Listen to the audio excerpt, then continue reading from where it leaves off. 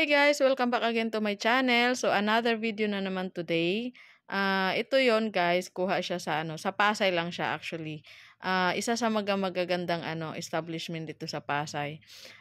Ayun, magandang pasyalan, maganda. Bali guys, dito kasi sa Pasay, ang dami na nitong, ang daming mga building na tinatayo dito na parang pag pumunta kayo dito, ayun, all in na. So, regarding naman sa transportation, ayun, nandoon naman lahat. So, pag pumunta kayo dito guys, hindi siya, accessible siya sa lahat. Hindi napaka-convenient. Hindi kayo mahirapan kasi ang daming pwede talagang, puntahan dito. So, ito guys, nagkaroon kasi kami ng chance na may nagbigay sa amin ng ticket para ma-avail namin. So, isa sa pinakamagandang puntahan dito guys, ito yung Okada. Resort ano siya guys, resort at saka hotel, tapos casino. So, ito guys, kita nyo naman, sa labas pa lang kitang-kita nyo na yung kagandahan. Ayan, so ayan ang bumungad sa amin. Ayun, napakaganda ng view. Bali guys, nandito na lahat. So aside dun sa casino guys, meron silang resort, ayun, hotel. So kung medyo pricey nga lang talaga guys kasi kita nyo naman sa sobrang ganda ng place. So, ayan, drop by muna kami. May nagbigay kasi sa amin na ticket para ma-avail namin to. So, parang once in a lifetime lang namin to na-experience. Kaya, nung time na binigay sa amin, hindi kami nagdalawang isip para i-grab yung chance na yon. So, ito na dahil libre.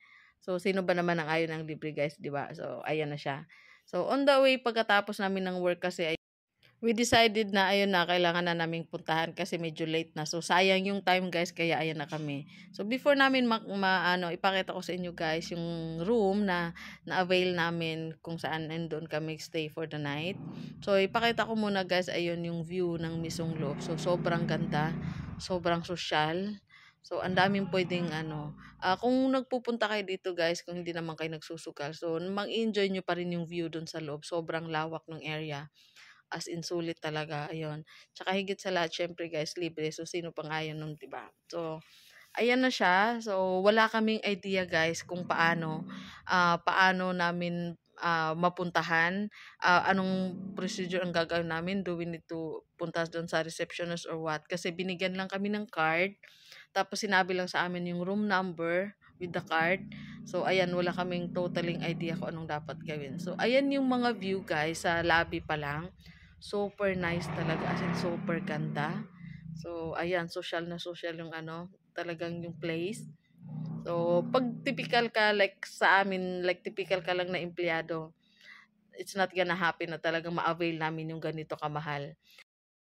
As far as I know guys, ayun, bigyan ko lang kayo ng konting idea dito kung magkano yung room na sinabi sa amin is like 10,000 per night. So, 'di ba, kung ikaw hindi mo talaga maisip na magstay sa ganung kamahal. So, marami namang mas mura, so 'di ba?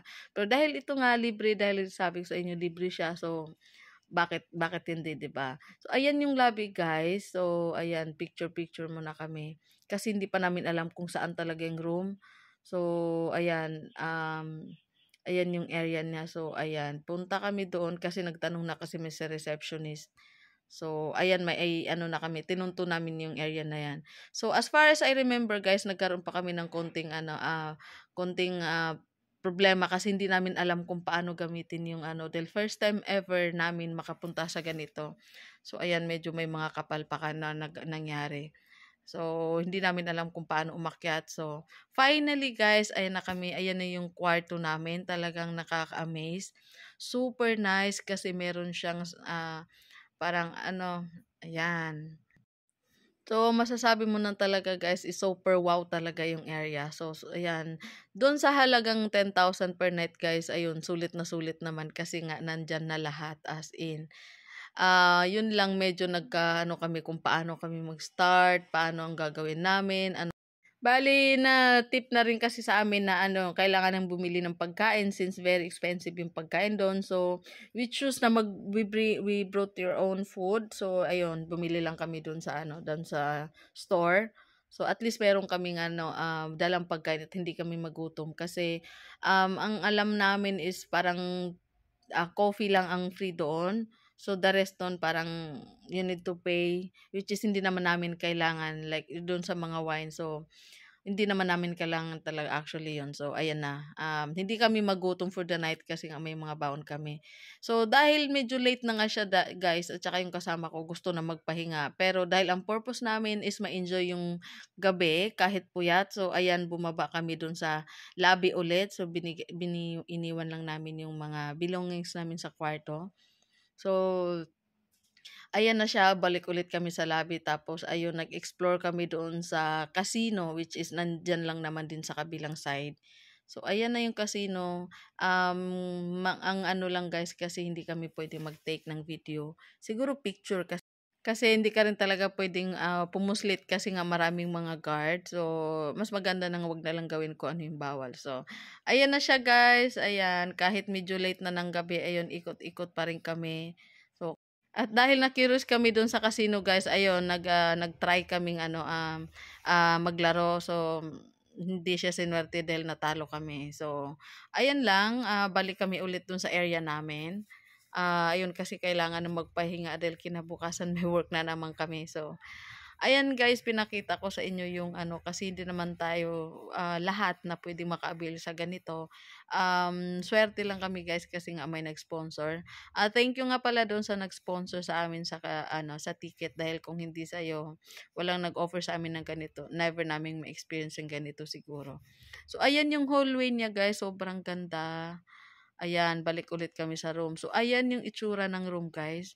So, ayan siya parang queen size, king size bed. So, ayan yung kabuuan niya. Super ganda talaga. Ayan. So, dahil tatlo kami, guys, ayun, kailangan yung pagka-shine namin, yung katawan namin tatlo dyan. So, ayan yung mga interior nila sa loob. Tapos, ayan yung mga free na tea at saka coffee. So, ayan. Dun sa umaga, ayun, pwede mong ano yun, inumin. So, tas ayan may nakahanging na ano, dalang bathrobe. So ayan, suot din namin yung ayan. So ayun guys, sa paikot niya guys, ayun may mga salamin tas ayan yung ano niya, ayun pwede kang maligo diyan. So ayan yung place, sobrang social talaga. So ang ganda. So ayan, in-experience ko na magsuot ng may bathrobe na may pangalang Okada talaga. So ayan yung mga baon namin sa likod. So ayan, TV nila. Ayan yung ano, sobrang laki ng room talaga guys, as in. Tapos kung marami naman kayo, yun puwedeng mag-stay dun sa ano, sa floor.